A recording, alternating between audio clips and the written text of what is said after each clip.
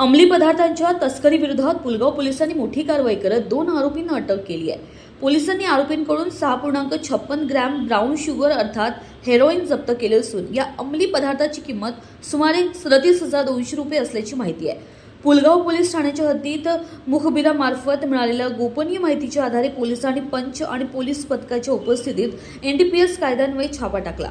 या कारवाईत 2 आरोपींकडून brown शुगरसह 2 mobile phone जप्त करण्यात आले। दोन्ही आरोपींकडून मोरपंखी रंगाचा ओप्पो कंपनीचा मोबाईल किंमत सुमारे 10,000 रुपये तर फिकट गुलाबी रंगाचा ओप्पो कंपनीचा मोबाईल किंमत सुमारे 15,000 रुपये असा मुद्देमाल पोलिसांनी जप्त केला। ब्राऊन शुगर आणि दोन्ही मोबाईल फोन मिळून एकूण 57,200 रुपयांचा मुद्देमाल जप्त करण्यात आलाय।